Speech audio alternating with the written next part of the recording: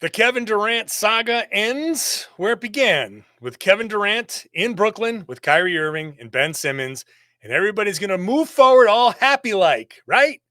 We're going to dive deep into this one right now on the Locked On NBA podcast. You are Locked On NBA, your daily NBA podcast. Part of the Locked On Podcast Network, your team every day. And welcome back to the Locked On NBA podcast. Thank you for making this show part of your daily routine. Still here for you Monday through Friday on the Locked On NBA podcast. Free, daily, everywhere podcasts exist, and on YouTube. On Wednesdays, I'm one of your regular co-hosts, John Karalis, at John_Karalis on Twitter, along with Tony East, our sixth man, who is getting too many starts for consideration for sixth man of the year. That's your part. Remember that year Tyreek Evans started 42 games for Memphis? That's me this summer. That's you.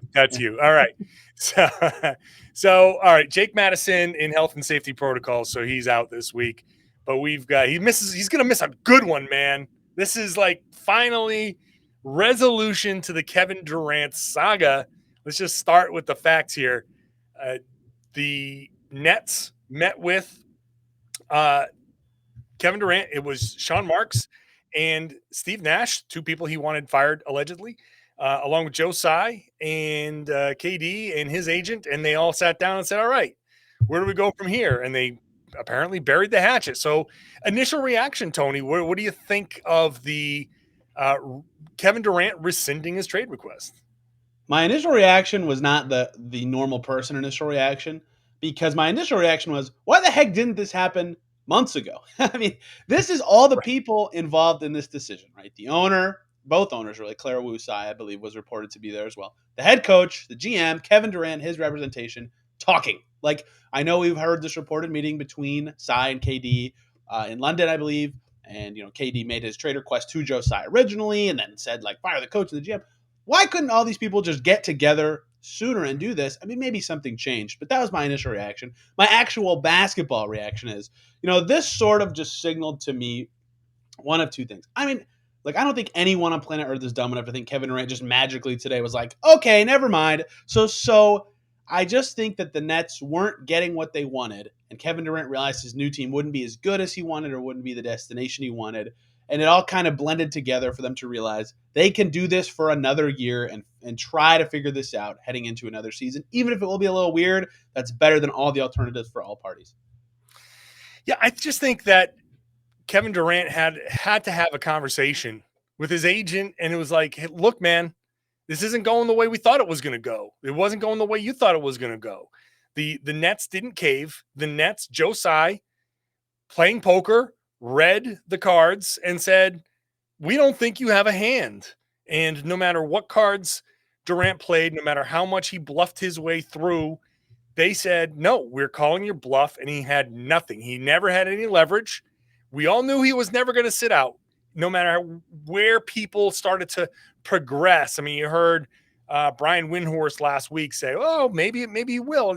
I never bought into that because that doesn't get him anywhere. And the Nets, if they traded him, they were never going to get back the picks that they needed to rebuild. They were never going to get back the players that they needed to be anything more than a middle-of-the-road team, maybe a 7th or an 8th seed, trying to defend their spot against play-in teams. So for the Nets, I think they played it perfectly. They said, well, we're going to be a middling team without you, and if you sit out, we'll be a middling team with you. But we're not going to be held hostage here. So no, we're not going to trade you. And no matter what KD did, I think he came to the realization, like, for now, we got to put this aside and move forward and see if we can't just bury whatever differences we have. And maybe the non-COVID season, or I don't know what COVID's going to be this year, Kyrie can play, and there's not going to be something like that holding him back. And Kyrie has incentive to play and be good. And Ben Simmons has incentive to play and play ball with these guys. That, hey, look, we're going to just roll with this and see what we can do. It's the best option that we have. I just think that KD had to come to this realization of, like, They're not going to trade me. They're not going to. I don't want them to gut the teams that I'm going to. So might as well just stay here and maybe by the trade deadline things will be different. But for now, this is the best option. I won't pretend to know Kevin Durant's psyche. I don't think anyone does. But a lot was made in this situation about leverage and like KD can get leverage by sitting out camp. He doesn't seem like the guy who would do that, who would do those sort of things. And so outside of that maneuver, everybody talks about leverage in this. I could never get behind people who said something other than the Nets have the leverage because the Nets have Kevin Durant under contract right now. And that is why this was able to be the resolution is the Nets had the leverage to say, we have you for 4 years, but you signed this last year. Like we're either going to get this crazy haul for you and we'll wait for it and then your new team will not be as good or you'll play for us. And as I don't even know what the right word is, as polarizing as Kyrie is these days and they still could be with Simmons, with Kyrie. They have TJ Warren in now. They still have some good players in the team, a good team this coming year. And Kyrie's only got 1 year left. They can reassess next summer. Like, to me, this just always kind of made the most sense given where the power, unless someone came with the offer they wanted. But this always just made a lot of sense as a resolution given who had leverage in the Nets' current team situation and sort of the state of the NBA. So, yeah, I mean, it felt a little weird that KD put the league on stop for a month and a half just to rescind the initial request. But given how it shook out, who the teams involved were, just all the factors at play, and kind of how KD is as a person, where he's just going to play. That's who he is. It kind of felt like this was always an option, and here we are. It actually happened. Yeah. I like you channeling Pat Beverly there for just a quick second. The path forward, this was always the best path forward. And I find it really interesting that Kyrie Irving remained the obstacle. Kyrie Irving is at the center of all of this. It's because Kyrie Irving didn't play that we are in the middle of this, because maybe I don't know exactly where it went south. Is KD not like the way they treated him because of his decision? Does he not appreciate the fact that they backtracked in the middle of it? But I know James Harden didn't like how it went. So James Harden asked out, and James Harden is gone because of Kyrie sitting out. And because of that, they have Ben Simmons. And because they have Ben Simmons, Miami wasn't able to trade Bam Adebayo. You weren't able to get, there were players that maybe would have been available that couldn't have been traded. And so that added another layer of difficulty in this that just pointed to this being the resolution. Kevin Durant is going to be a Brooklyn Net, and that's it. Now, Donovan Mitchell can go get traded. Like now that we. I think you're right about everything you just said, but I wouldn't go as far to say this is like done. Kyrie, who is Kyrie Irving, is still on that team. I mean, implosion potential very high. But this is kind of what I've been messaging with people along this path a little bit. Like, this kind of reminds me of James Harden's exit from Houston a tiny bit. And it could still be a rosy season, no problem. But I will never say this is over. Like, if you remember that timeline correctly, this is how it's been reported, is that Harden made it known that he wanted out. And Russ found out, and then Russell Westbrook was like, I want to get traded. And then he got traded first.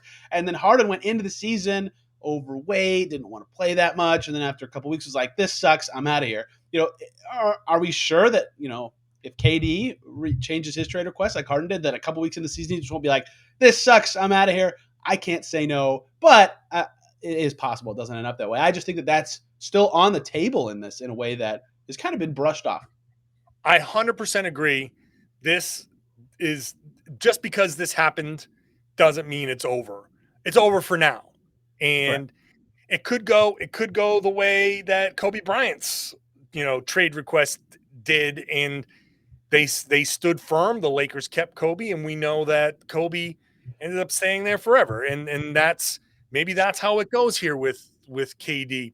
But the trade deadline, there's so much that can go right, so much that can go wrong for the Nets. And we're going to talk about that when we come back, because the trade deadline is still in play, And maybe the pressure of the trade deadline could be something that pushes more assets Brooklyn's way. We'll talk about that in just a moment. First, a message about drunk driving. We know that it's summertime, great time to go out. You get to see people a lot. I know people are coming out of COVID, and this is a great summer to go see everybody, hang out, have a few drinks, but we know a few becomes a few too many. And when the evening comes to an end, people start to head out. You think about calling for a ride. Then you say, nah, you live nearby. You can make it home okay. It's no big deal, right? What are the odds you get pulled over anyway? And even so, what's the worst that can happen? Well, let's start. Your insurance can go up. You can lose your license. You can lose your job. You can total your car. You could kill somebody. Everyone knows the risks of driving drunk. The results are tragic. They are often deadly. However, that doesn't stop everyone from getting behind the wheel while under the influence. And that's why police officers are out there right now looking for impaired drivers on our roads to save lives. So if you think you're okay after a few drinks, think again, play it safe, and plan ahead to get a ride. It only takes one mistake to change your life or someone else's forever. Drive sober or get pulled over. All right, thanks for making Locked On NBA your first listen every day. How about going to Locked On Nets? I mean, that's the obvious one, right? You want to get the Nets perspective on this. Check out Locked On Nets. Also, Locked On Celtics. I just recorded my podcast, big KD reaction podcast on how it's impacting Boston. Raptors, Heat, Suns, get in. They've all got it. All of them. Everybody, every basketball podcast right now is doing a KD-related show. Do not loop me into this. Come on, man. You're not? Locked On Pacers. We probably will. I'll wait a few days. KD free? KD free? Are you really KD free? Yeah. We'll talk about how it impacts the league in the next segment. Let's dive deeper into, okay, KD's back. Kyrie seems to be back. The guys talked about the report from Shams Charania yesterday on Locked On NBA. It seems like it makes sense for him to be back now. Obviously, if you're keeping KD, it makes sense that everybody come back. There is, I think there are really only two possible scenarios here, Tony. They're either going to be really good. It's going to come together. They're going to be really damn good and a problem, or it's not going to work and the whole thing falls apart. I don't see a middle ground. I don't see the Nets as a 6 seed and just kind of middling. I see them as great or, okay, this is untenable. Trade deadline comes. We are selling. Yeah, they had, the weirdest year last year with everybody in and out and the trades and stuff. So it's kind of hard to use last year to gauge this year. That said, they were still really good when Kyrie and KD both played. They now will have Ben Simmons on this team.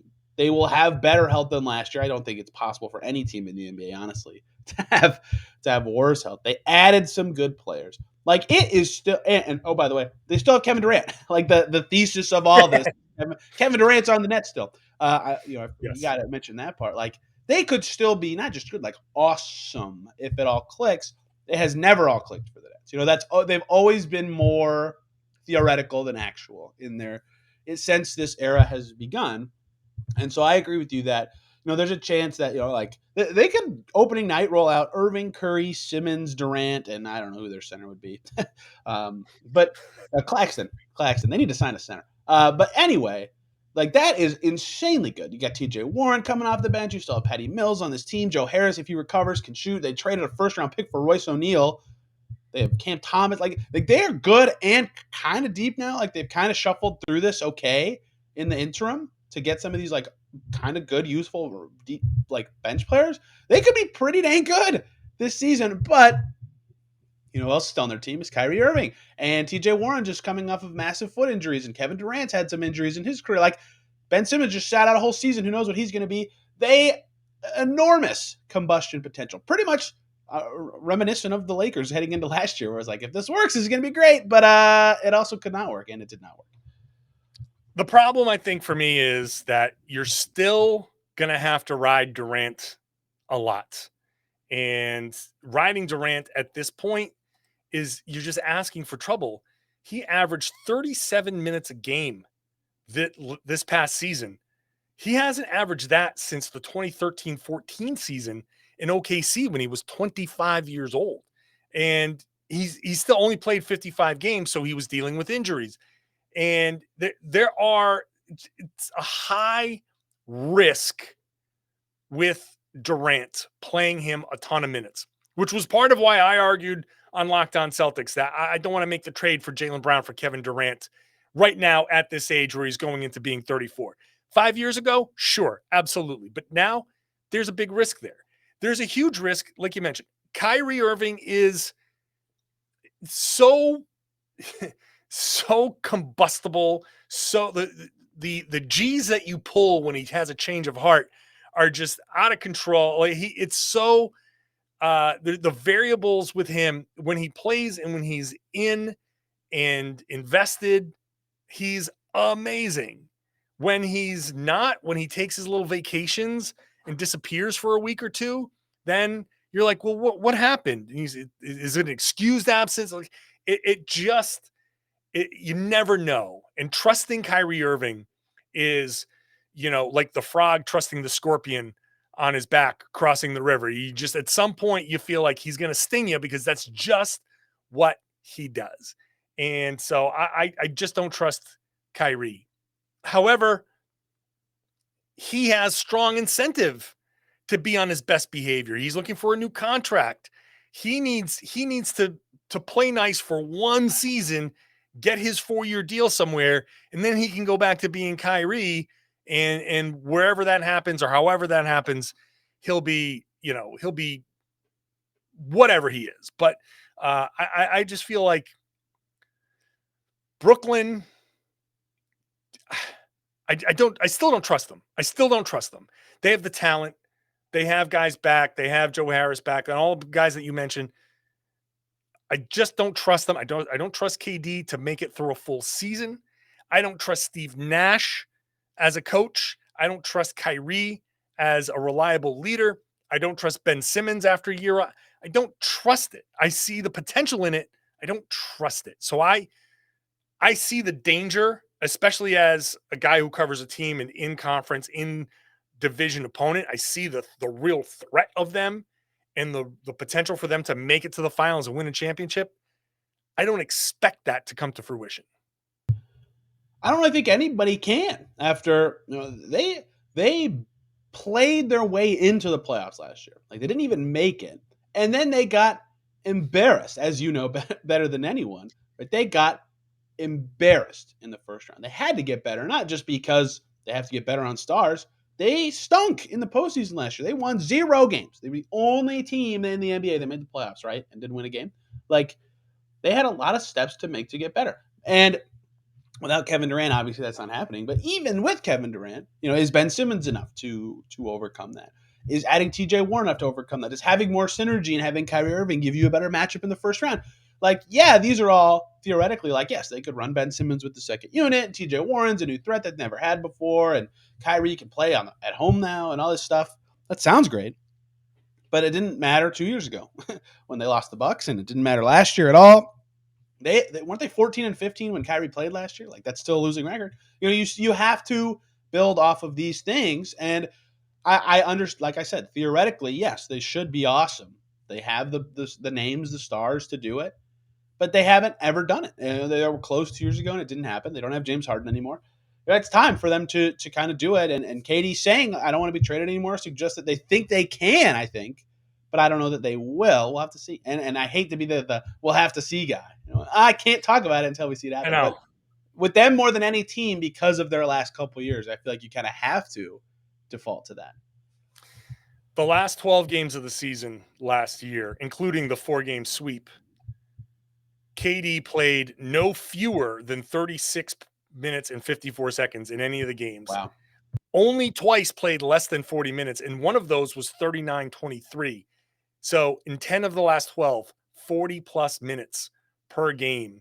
And then you mix in the other games since he came back from the injury, he had another 39, 39 and a half, 43, 39 and a half. I mean, you talk about them riding him into the ground. That's not sustainable. It's just not a sustainable formula for the Nets. But look, they lost like Bruce Brown. There was a valuable player that they needed. You know, they lost valuable pieces in all of this. And I just feel like they still don't have the depth. They can't, if everything goes right, they're a threat. But never in any season anywhere does everything go right. And I feel like they need everything to go right to be the threat that they can be. It's not like some teams where like, you like the Bucks can lose Chris Middleton for a while and you still take Boston to 7 games and still almost, come through. The Nets, everything goes wrong and they lose in the first round in a sweep. So the rest of the league has to now figure out, what does this mean? What does this mean for us? We'll talk about how this impacts the East when we come back. And I know that after the news that the Brooklyn Nets went from the 15th best odds on BetOnline to the 4th best title odds on BetOnline. They didn't get to the top though.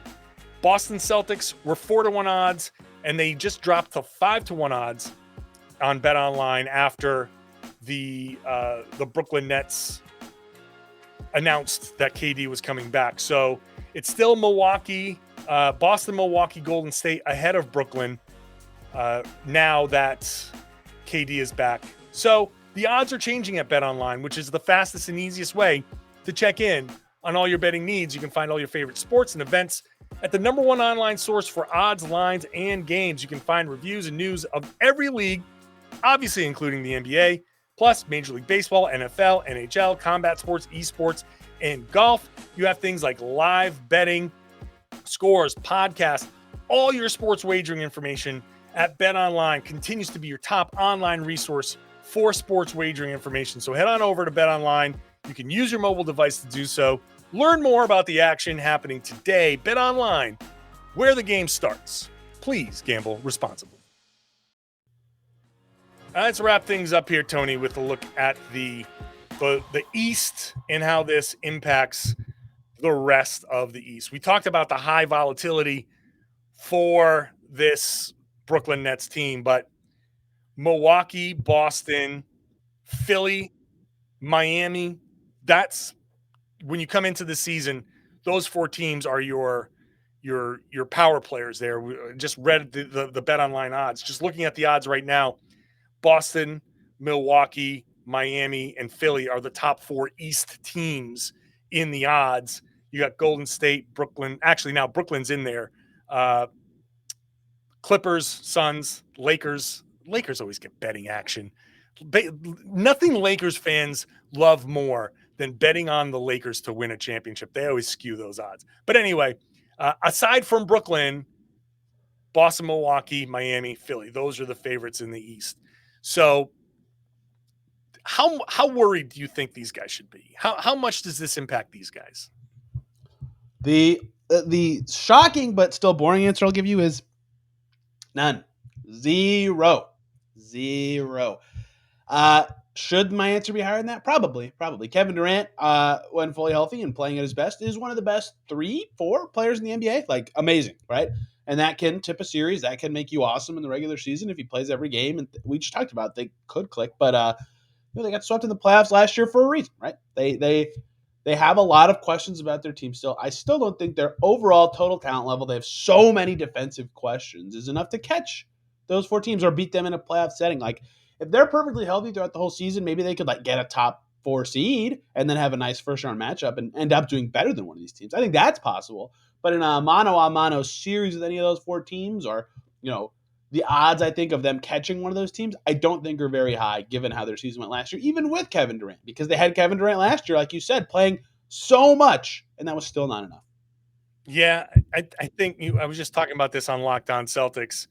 And one of the things that we were talking about was I think for all of these teams, Kevin Durant going back to Brooklyn is the best case scenario because he didn't go to one of these competitors. Right. That Milwaukee is happy that he didn't go to Boston. Boston is happy he didn't go to Miami or Philly. Philly's happy. All of these teams are just like thrilled that he's going to the most combustible element in the East. And there's still a potential down the line where he could be traded, maybe traded out of the conference, or maybe one of these teams has a chance at him for a much lower price tag when the whole thing implodes and they just need to get rid of him. But for each of these teams, looking at the competition, the best case scenario was none of these other guys got better, even in the short term. And so Boston and Milwaukee and Philly and Miami can sit there and say, all right, we'll see. We'll worry about them when we have to worry about them. Now, on a random December Wednesday night, yeah, they can be dangerous because Kyrie and KD can just be so good that your defense can be impeccable. I've seen it. I've seen the Celtics play these guys, and Boston had one of the best defenses in the league, the best defense in the league. And there are times where they played perfect defense and just gave up a bucket, a ridiculous three, a pull-up jumper that KD shoots from like 11 feet. And it's just a very impossible thing to guard. But the entire East, the entire league, I don't think that they should be worried. I don't think that the overall impact on the league has changed. I think they're all happy to see, because you know what's going to end up happening if Steve Nash, first of all, I said this on, was it last week's show or the week before? I think Steve Nash should just be like, you know what? I don't need this. I don't need this stuff. I'm out. I appreciate it. I'm not going to go into a season with all of these question marks. Bye. If I don't have your trust, then whatever. So, but if he goes into the season, then the first thing that happens, if they are disappointing at all, is Nash goes. So now you got a new coach.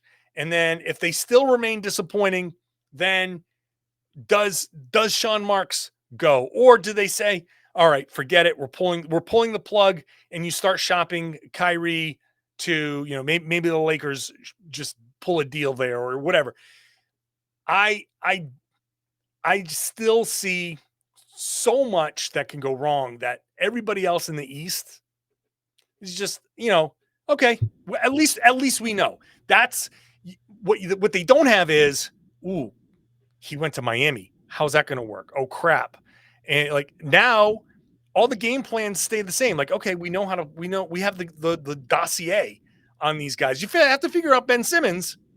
And that's such a wild card that so few people are talking about. Maybe what we do is we get a Locked On NBA meeting together and we say, okay, we shift our focus to Ben Simmons because he becomes now the most important player on the Brooklyn Nets. Because if it doesn't work with him there, then the whole thing down the tubes.